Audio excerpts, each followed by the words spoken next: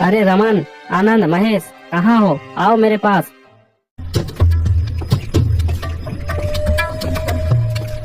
अरे क्या हुआ पिताजी, आप इतनी जोर से चिल्ला क्यों रहे हैं? अरे जरा शर्म करो, इस उम्र में घूमते फिरते रहते हो, किसानी पर काम करते रहता हूँ, तुम्हारे भविष्य के बारे में इतना चिंता करता हूँ, क्या तुमको कोई फर्क नहीं पड़ता? पिताजी, आप चिंता क्यों करते हैं? जब समय आएगा हम अपना अपना देख लेंगे। अब कौन समझाए तुम लोगों को। अच्छा सुनो, एक बात बतानी थी तुम चारों को। कल सुबह मेरे साथ खेत पर जाना, मैं वो ऐसा खजाना दिखाने वाला हूँ जिसे तुम्हारी पूरी जिंदगी बदल सकता है। अगर ऐसा बात है तो पिताजी हम जरूर जाएंगे।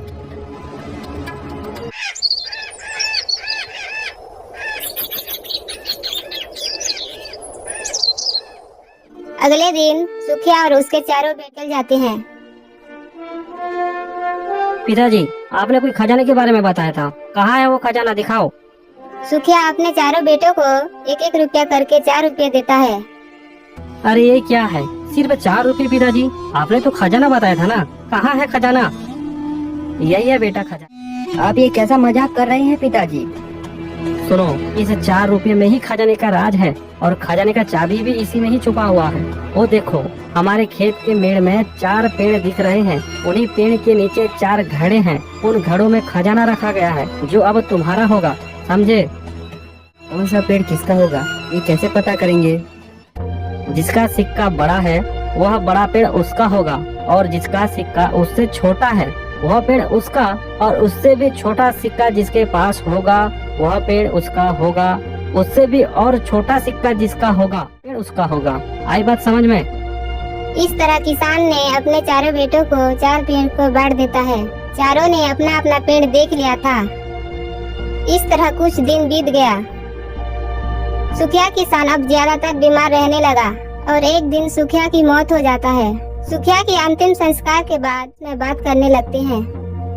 अरे भाइयों जरा सुनो, पिताजी ने हम चारों को 4 पेड़ दिए हैं, सबको तो अपना अपना पेड़ याद ही होगा। हाँ भैया, हम सबको अपना अपना पेड़ अच्छे से याद है। मुझे लगता है अभी हमें पेड़ के पास जाना चाहिए और खुदाई शुरू कर देना चाहिए। अरे नहीं, कुछ तो जीवन में तो कुछ नहीं कर सके, अब क्या उस खजाने के भरोसे रहोगे?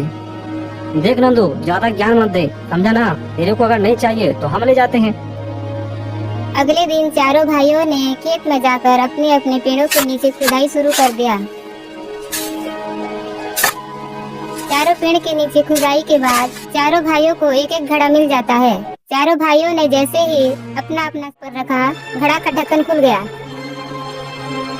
अरे भाई जरा देखो तो मुझे क्या मिला है। मेरे घड़ी में तो हीरा है, हीरा। अरे मैं तो करोड़पति बन गया। हा हा हा हा।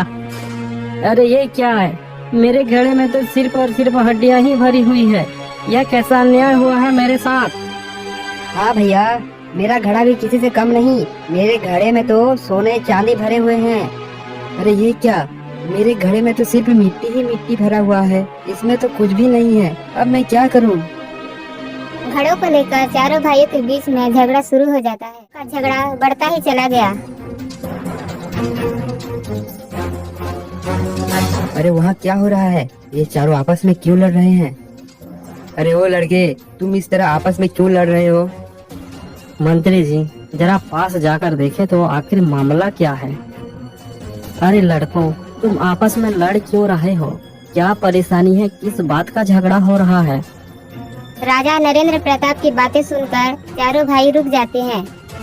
फिर चारों ने मिलकर राजा को खजाने और घड़ों के बारे में सब बता देते हैं।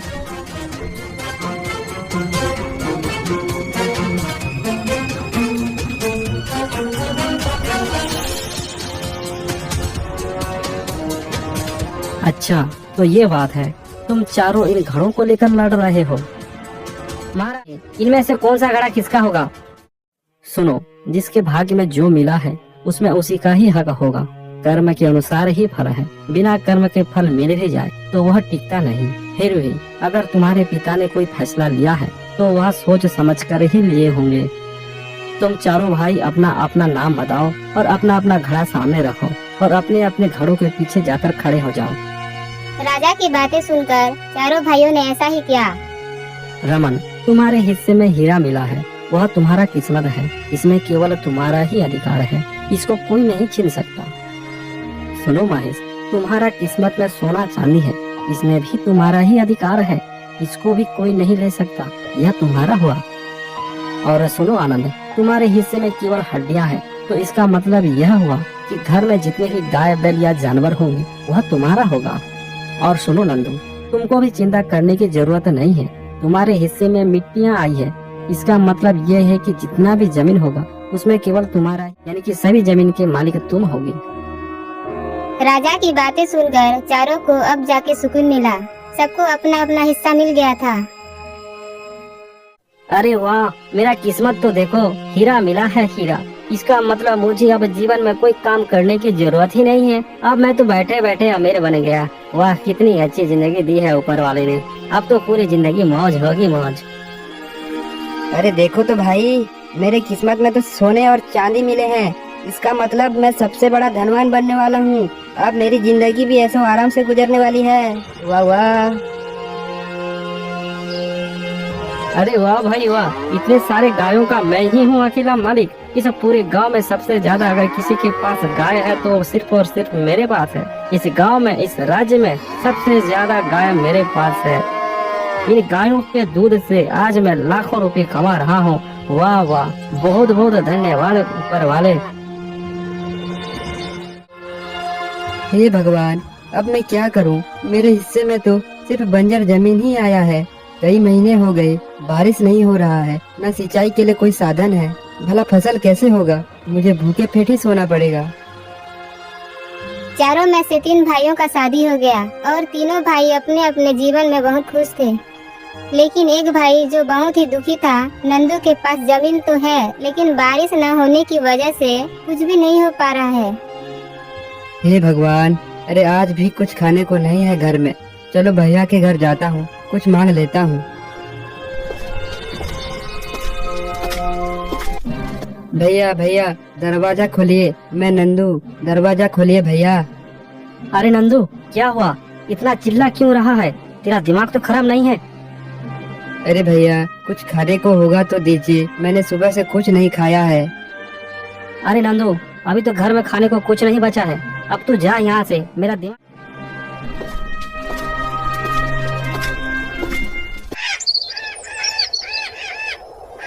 राजकुमारी नंदिनी, अब तुम 18 वर्ष पूर्ण कर चुके हो। अगर तुम कहो तो तुम्हारे विवाह का प्रस्ताव राजकुमारों को भेज दूं। नहीं पिताश्री, मुझे किसी राजकुमार से विवाह नहीं करना है। राजकुमारों से विवाह नहीं करोगे तो फिर किससे विवाह करोगे बेटी? पिताश्री, मुझे तो सोने के हिरण से विवाह करना है। मैंने बचपन में माँ से सोने के हिरण की बहुत सी कहानियाँ सुनी हैं। सोने के हिरण? बेटी, वह कहानियाँ हैं, वह असल जिंदगी में ये सब नहीं होते हैं। नहीं पिताश्री नहीं, अगर मुझे विवाह करना है तो मैं केवल सोने के हिरण से ही करूँगी, अन्यथा किसी से नहीं। के आगे किसी की नहीं चलती। आखिरकार राजा हार मानकर वहीं से चले गए और बगीचे में आकर चिंता करने लगे। महाराज, आपको उदास देखकर बड़ी तकलीफ होती है। अब क्या करूं मंत्री जी, राजकुमारी ने तो हठ ही कर दिया है कि वह सोने के हिरण से ही विवाह करेगी। अब बताओ इसका क्या जवाब दूं? महाराज, अगर ऐसा है तो इसका उपाय क्या जा सकता है? क्यों ना हम राजगुरु को दरबार में बुलाते हैं, शायद उन्हीं से कुछ उपाय के रास्ते मिल जाए।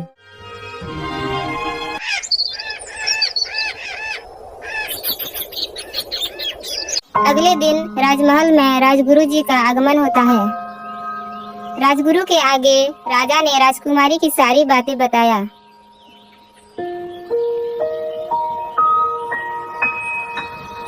महाराज, आपको चिंता करने की जरूरत नहीं है। अगर राजकुमारी किसी सोने के हिरण से शादी करना चाहती है तो यह भी संभव है महाराज। पर यह कैसे संभव हो सकता है बाबा? मैंने तो अपने जीवन में कभी भी सोने के हिरण नहीं देखा है। आप चिंता ना करें महाराज, सोने के हिरण भी मिल जाएंगे और राजकुमारी की विवाह भी होगी। बस आप समय का इंतजार कीजिए महाराज। मेरे मन में बहुत संशय है गुरुदेव, कृपया आप मुझे स्पष्ट रूप से समझाइए। राजा के बातों को सुनकर बाबा बताने लगते हैं। गुप्त बातों को सुनकर राजा भी हामी भरते हैं।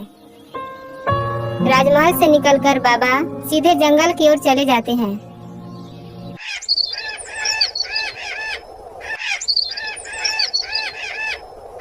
इस साल जोरदार बारिश हुआ, नदी नाले खेत खलियान भर गए। नंदू के किस्मत ही खुल गया। वहीं तीनों भाइयों के चेहरे पर चिंता की लकीरें बढ़ गई। अरे सुनिए तो, हे भगवानी क्या हो गया?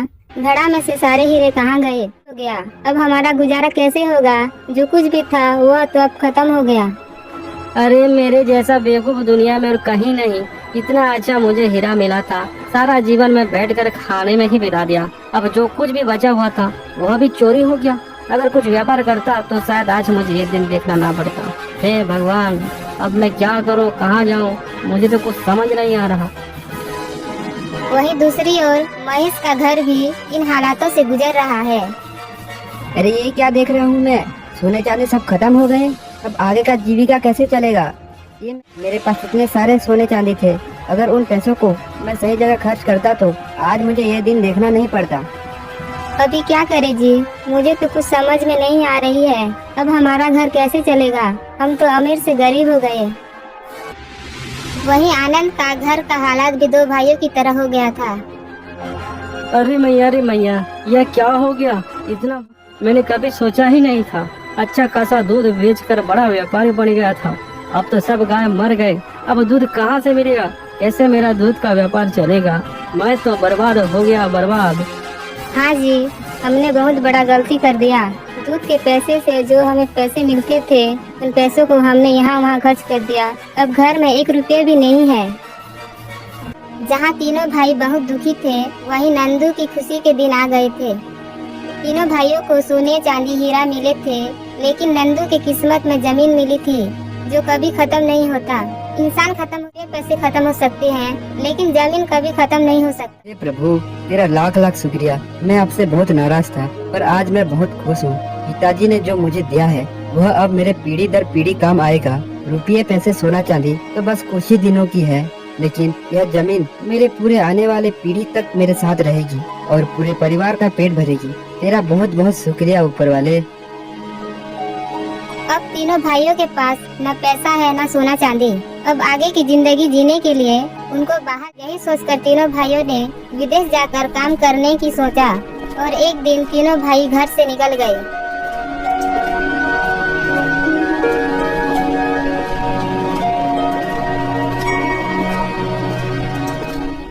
जीवन भर मजा उड़ाया, कर्मों का पाया सजा।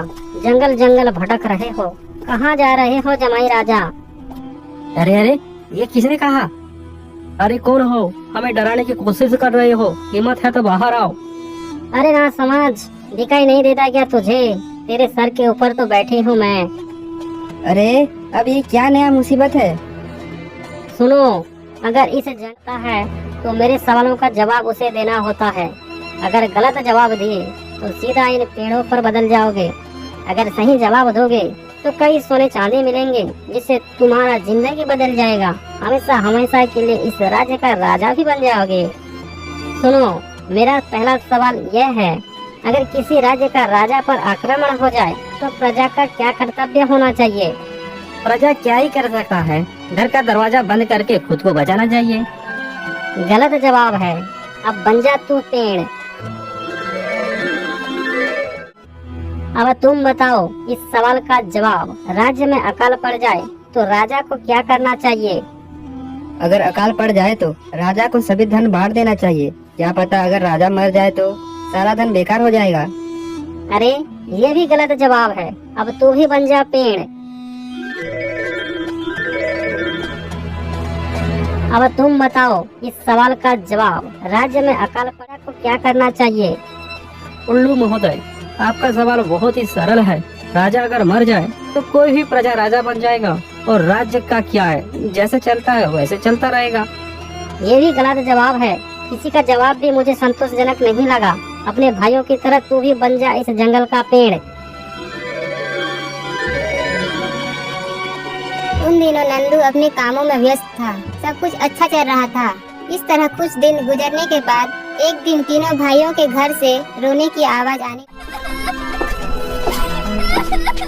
अरे ये तो रोने की आवाज आ रहा है। भैया के घर से आवाज आ रहा है। चलो चल के देखता हूँ। अरे ये क्या, यहाँ तो सब रो रहे हैं। भाभी जी क्या हुआ, आप रो क्यों रहे हैं? और भैया कहाँ गए? कहीं दिखाई नहीं दे रहे हैं। अरे क्या बताऊं, आपका काम धंधा तो बढ़िया चल रहा है, लेकिन हमारी किस्मत ही फूटी। भी घर में था, सब चोरी हो गया। ये क्या बोल रहे हो भाभी जी आप? अब घर के लिए कुछ तो करना ही होगा। यही सोचकर तीनों भाइयों काम की तलाश में बाहर निकल गए, लेकिन अभी तक नहीं आए। हमें तो डर लगने लगा है, शाम हो रहा है। आप रोइए मत भाभी जी, चिंता करने की बात नहीं, तीनों साथ में ही होंगे। फिर भी मैं अभी उनको तलाश करने के लिए जाता हूँ, तब तक आप लोग सब्र रखें। नंदू अपने तीनों भाइयों की तलाश में निकल गया और जाते जाते वहीं जंगल में नंदू भी पहुंच जाता है। जीवन भर मजा उड़ाया, कर्मों का पाया सजा। जंगल जंगल भटक रहे हो, कहाँ जा रहे हो जमाई राजा?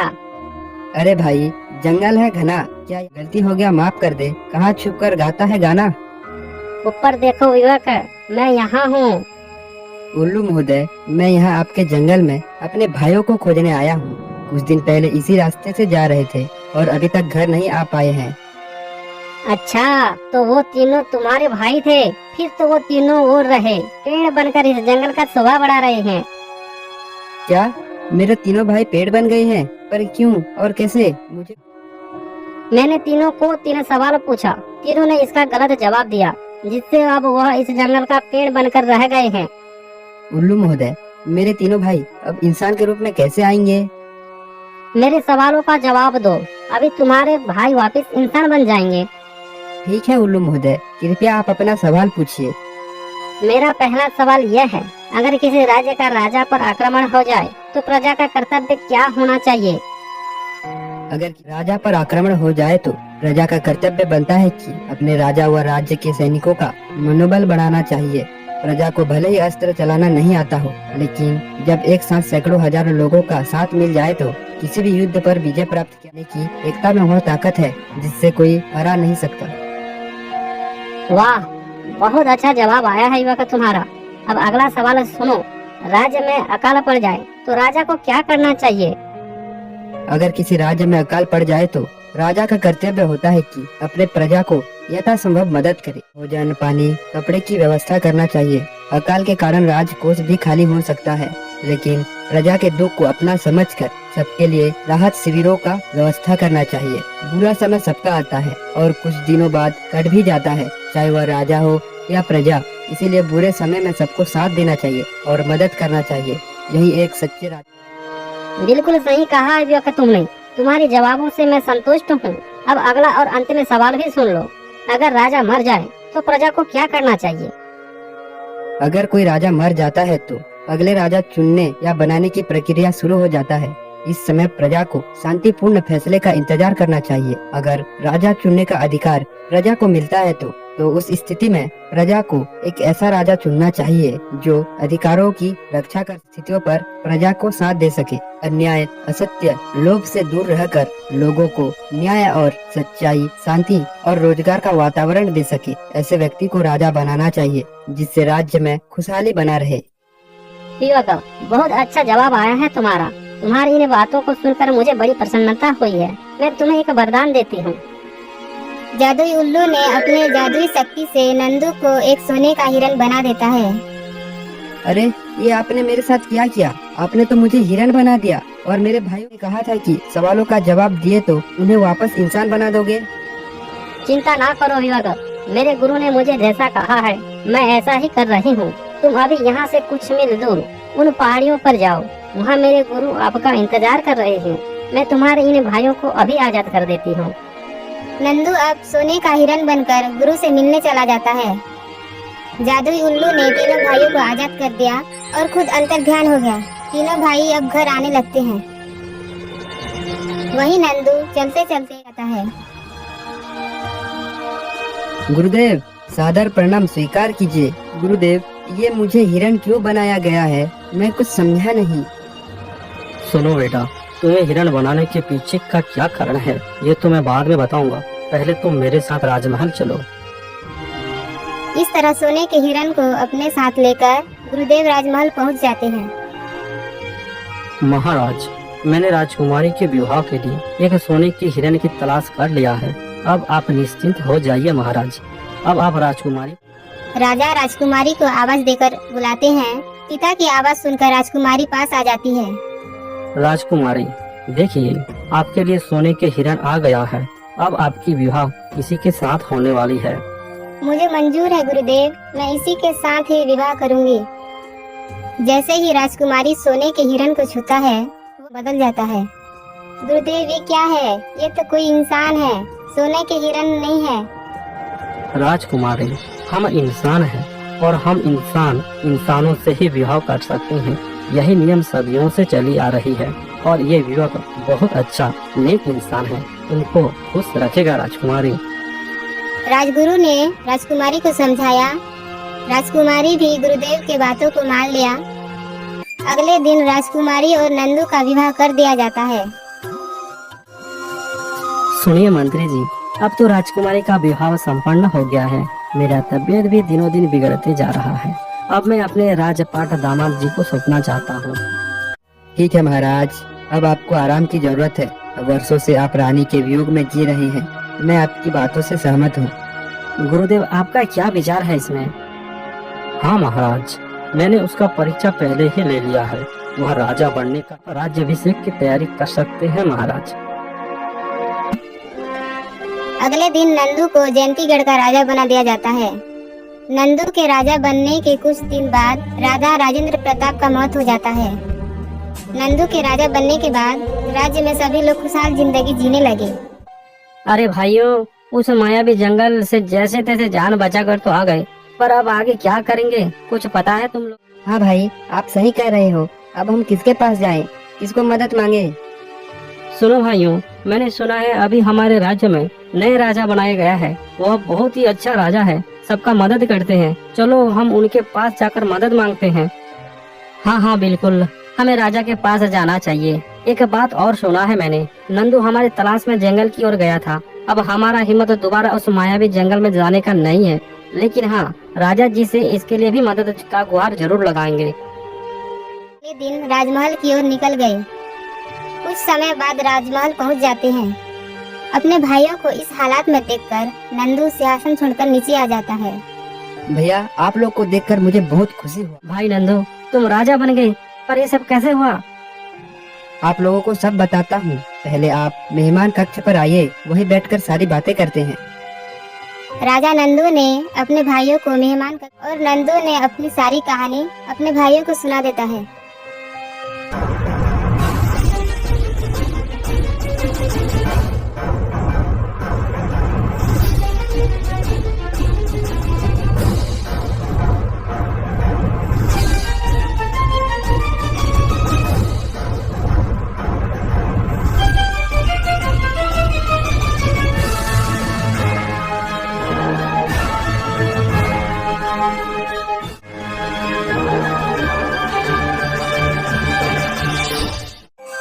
भाई, हमसे जो गलती हुआ है उससे हम बहुत शर्मिंदा महसूस कर रहे हैं। हमें माफ कर देना।